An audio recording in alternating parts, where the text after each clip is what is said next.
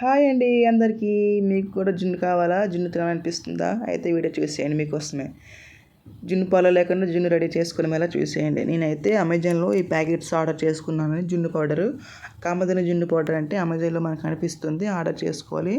నేనైతే ఆర్డర్ చేసుకున్న 2 ప్యాకెట్స్ వచ్చేసి 230 రూపీస్ పడిందండి. తీసుకున్న ఒక ప్యాకెట్ పౌడర్కి ఒక హాఫ్ లీటర్ పాలు చొప్పున వేసుకోవాలి. మన తీపి తగ్గ బెల్లం వేసుకోవాలండి. పంచదార వేసుకుంటే బాగుంటుంది కానీ అంత టేస్ట్ ఉండదు. బెల్లం వేసుకుంటే టేస్ట్ ఉంటుంది.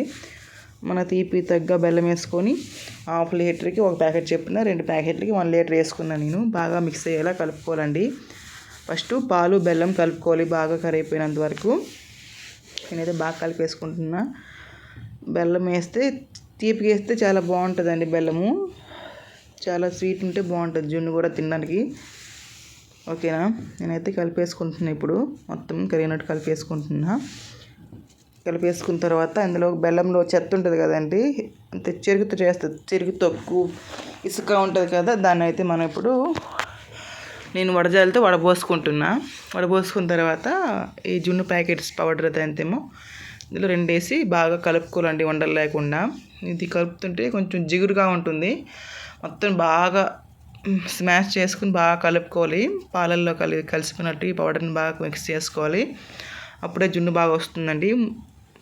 ఉండలాగా కలపకుండా ఉంటే కొంచెం గలీజ్గా తయారవుతుంది, అంతే బొడుగుల్లా తయారవుతుంది లోపల. కలిపేసుకున్న తర్వాత యాలకుల పొడి వేసుకున్నా. కొంతమంది అంతేమో నల్ల మిరియాల పొడి వేస్తారండి. మేమైతే ఎప్పుడు వేయలేదు. నేనైతే యాలక పొడి వేసి చేస్తాను ఎప్పుడు చేసినా.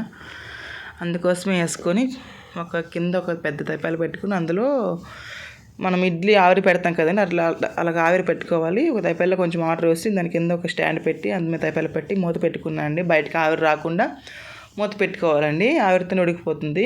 ఫస్ట్ అయితే కొంచెం వాటర్ కొంచెం మరిగిన వరకు ఫుల్లో పెట్టుకుని తర్వాత సిమ్లో పెట్టుకుంటే జున్ను రెడీ అయిపోయిందండి.